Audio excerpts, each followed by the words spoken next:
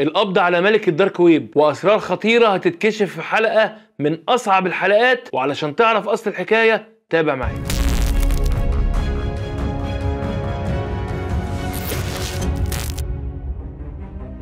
في 5 يوليو 2017 بالليل، واحد باشا مليونير قاعد في اوضته في فيلته اللي مفيش زيها اتنين، وقافل عليه باب اوضه نومه وفاتح اللابتوب بتاعه وبيقضي احلى ليله. اخينا ده بقى اسمه ايه؟ الفا 02. خد بالك من الاسم ده كويس. ومره واحده وفي عز اللي هو فيه مع اللابتوب بتاعه سمع خبطه رهيبه في باب الفيلا بتاعته، فمره واحده خرج من البلكونه عشان يشوف ايه اللي بيحصل بالظبط. لقى واحده ست قمر دخلت ببوز عربيتها في سور الحديد بتاعه، وعلى طول نزل النجم عشان يشوف ايه اللي حصل للسندريلا اللي دخلت في السور الحديد. ويا دوبك فتح باب الفيلا من هنا ويتفاجئ بان الشرطه كانت عامله له كمين عشان يتقبض عليه فورا، لان الشخص دون هو ملك الدارك ويب واللي كل دول العالم بتدور عليه. انت عارف الشخص دون عمل ايه بالظبط في الكون كله؟ طب ركز بقى في كل حرف هيتقال. في 2010 كانت بدايه ظهور الدارك ويب، والدارك ويب بقى ده اللي ما يعرفوش هو ويب سايت خفي بتدار فيه كل المحرمات اللي في العالم بكل ما تحتوي الكلمة من معنى، والعملة بتاعته بقى اللي هتدار بيها كل المحرمات دي ويستمتعوا بيها نوعها ايه؟ للأسف البيتكوين. علشان كده الموضوع أصبح سهل جدا، وكل واحد شيطانه اتملك منه في انه يدخل للعالم دوت. أصبح تجار المخدرات مثلا بدل ما يروحوا ويجوا ويتمسكوا، ممكن بضغطة زر ولأي مكان في العالم تسويق خطرهم اللعين اللي عايزين يدمروا بيه أي دولة أو أي حد في العالم. ده غير بقى ان الدارك ويب اصبح مرتع لبتوع الدعاره في انه يكتب مواصفات اللي عاوزها في الحرام وتوصل له لحد باب بيته. ده غير بقى مصايب وكوارث اخطر واصعب، زي ان الدارك ويب اصبح السوق الرسمي حاليا لخطف الاطفال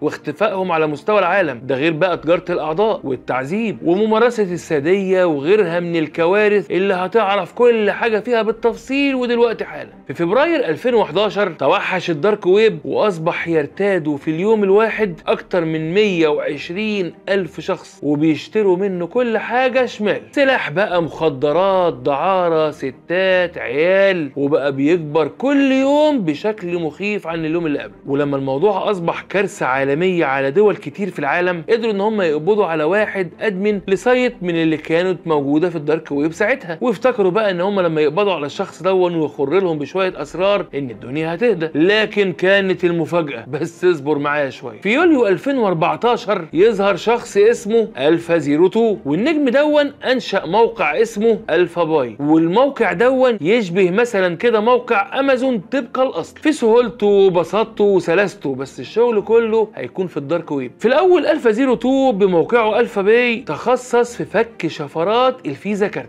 وتحويل كل الفلوس اللي موجوده في بطاقه الشخص الضحيه الى من يهمه الامر علشان يجذب الزبون وكله بثمنه. وفعلا قدر الفا 02 انه يكسر الدنيا بكل ما تحمل الكلمه من معنى. شطب على فيز نص العالم لدرجه ان اعلانات التحذير اللي ظهرت عندنا في مصر مؤخرا من خطوره الادلاء باي بيانات خاصه بالفيزا كارت بتاعتك كانت في الاساس علشان السبب ده. وهوب الناس هجمت على الدارك ويب في موقع الفا باي وقالت لك ده موقع جن مصور، والفا ما كدبش خبر وطور نفسه وموقعه تطور مرعب. كل انواع الشمال بقى موجود عنده، وكتب شرط بالبنط العريض في صفحته ان اي عمليه هتطلب خاصه بروسيا مرفوضه طبعا. وانت عارف ليه ولا مش عارف؟ الباشا قرا دماغك. لا طبعا مش زي ما جه في بالك ان الراجل من روسيا وخايف لحسن يقبضوا عليه او ان الروس يزعلوا منه. هو خلى كل اللي يشوف الشرط دون على الالفا باي وانه يفتكر ان الادمن بتاع الصفحه روسي وعايش في روسيا ومش عاوز مشاكل مع الامن الروسي، وفي نفس الوقت امريكا تخش في ظنون ضد بوتين ورجالته ودوروا عليا بقى في روسيا. ونجح بذكائه انه يشتت اي شخص يشك او يفكر هو مين، وعرف النجم انه يشتغل الشغل المرعب دون وبروقان منقطع النظير. التطبيق بقول لك شكل امازون بالظبط، بس اللي معروض فيه بقى المنتجات بتاعته مصايب وكوارث ما لا تشتهيها النفس، والدفع بدل الفلوس بالبيتكوين كله في المستخبي، واللي يحمل يشيل. ده غير بقى ان جميع الصفقات اللي بتتم بخصوصية رهيبة جدا وسرية افظع، لدرجة ان انظمة مخابرات دولية فشلت في انها تتبع خط سير اي صفقة بتتم من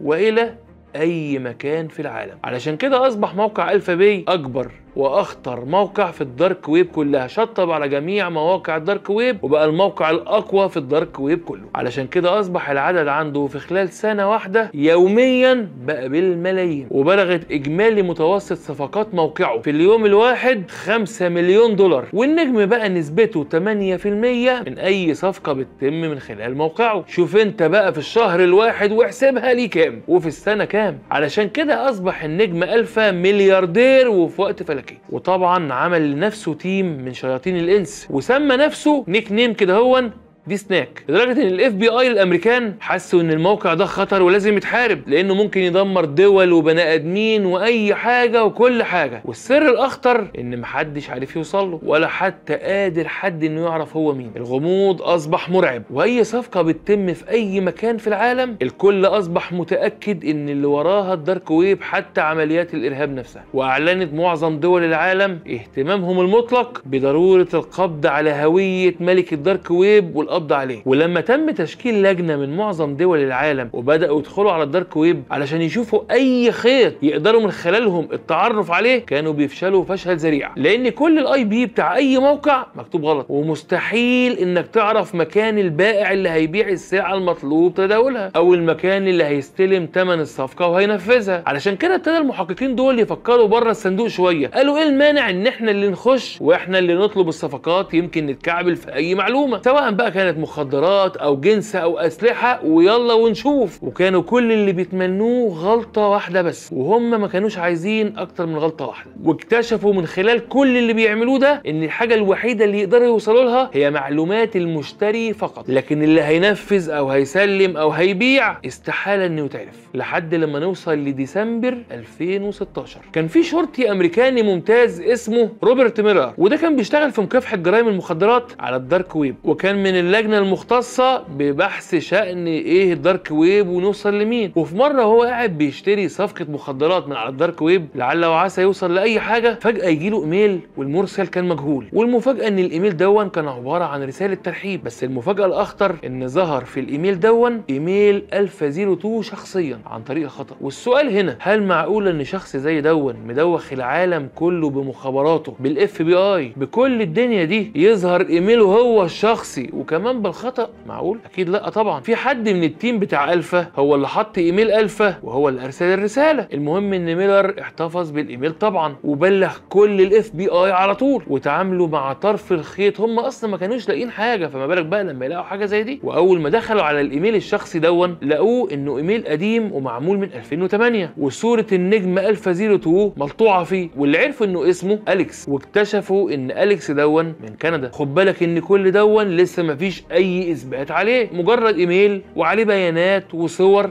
وشويه داتا وصلوا لها. هنا بقى قوات الامن كان قدامهم طريقين، الاول انه الفا فعلا وصاحب موقع الفا باي، وان واحد من رجالته باعوه، وانه كندي، وانه اسمه الحقيقي اليكس، وان هو ده فعلا اللي مشيب العالم كله. والاحتمال الثاني ان الايميل دون ممكن يكون متفبرك علشان يشتتهم اكتر ما هم متشتتين، بس برضه فضلوا ورا الخيط دون وما سابوهوش. بس اكتشفوا من تتبع ايميله ان اليكس دون في ايميله القديم كاتب بعض العبارات من ضمنها ان يفيدك ازاي تخترق موقع من المواقع لو انت حبيت، وازاي تقتل فيروسات هجمتك ممكن تخش تدمر لك اي صفحه ويب والهاكر يخش من خلالها، ومكتوب برضو ازاي تشتغل هاكر، وفي بعض المعلومات عن اماكن لكورسات او كتب ممكن تقراها. يعني معنى كده ان اليكس دون بيفهم في البرمجه وبيفهم في الاختراقات، والاحتمال بقى اقوى ان ممكن يكون ده الشخص اللي بيدوروا عليه. وعن طريق تتبع الايميل قدروا ان هم يخشوا على صفحته الشخصيه، وعن طريقها قدروا ان هم يوصلوا لحسابه البنكي واللي اكتشفوا وجود مليارات الدولارات فيه. وهنا اتاكدوا ان هو الشخص اللي بيدوروا عليه، واكتشفوا من الفيسبوك انه متصور مع خطيبته. ولما تتبعوا خطيبته دي بقى عرفوا خط سيرها، عرفوا ان هي عايشه في تايلاند. وهنا كانت نقطه التحول الى تايلاند، وتحولت كل الاجهزه السياديه اللي ماسكه الموضوع دون وعلى تايلاند مباشره. اذا كانت خطيبته في تايلاند فممكن نلاقيه هناك.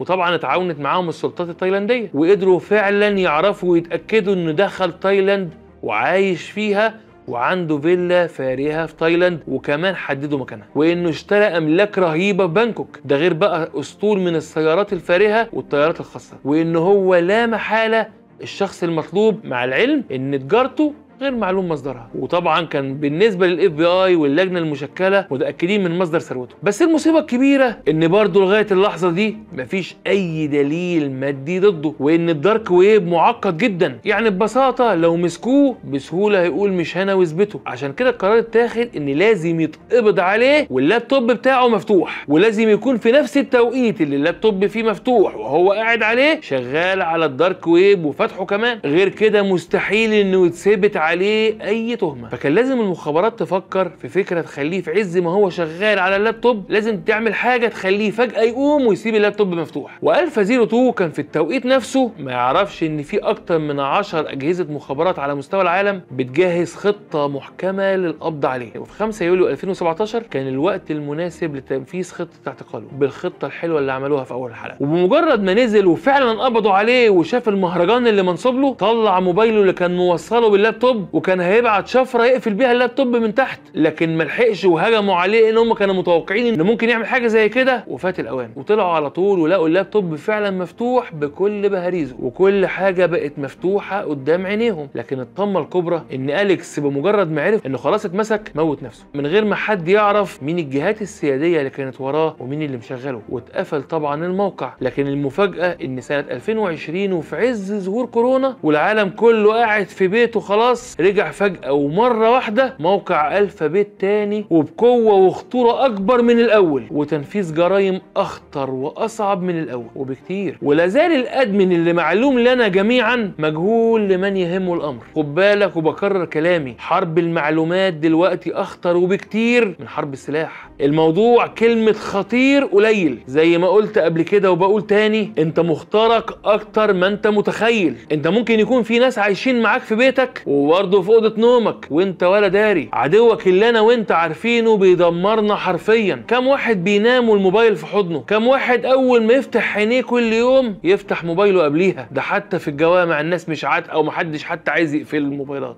بعد ما كانوا زمان بيبعتوا لنا جواسيس بقوا هم نفسهم عايشين معانا وفي بيوتنا، واحنا للاسف زي القطيع بننفذ وبس. انا نبهتك ويا ريت تعمل شير لكل حرف، ده امانه في رقبتك، لان اعراضنا واهلنا واسرارنا بقت لعبه في ايد اللي عاوزينها من زمان. وهكرر كلامي، لازم ناخد كورسات كيف نتعامل مع اخطر سلاح بقى في ايد الصغير والكبير الا وهو الموبايلات، وبيستغل ضدنا دلوقتي اسوأ استغلال. ويا ريت الفلوس اللي بتتصرف على المهرجانات والحفلات والماتشات يتصرف ولو ربعها على البحث العلمي وامن المعلومات. ودينا دلوقتي بقينا بنسمع كل يوم عن حد مات، وربنا وحده اللي ينجينا وينجي ولادنا وبلدنا من لعنة الموبايلات.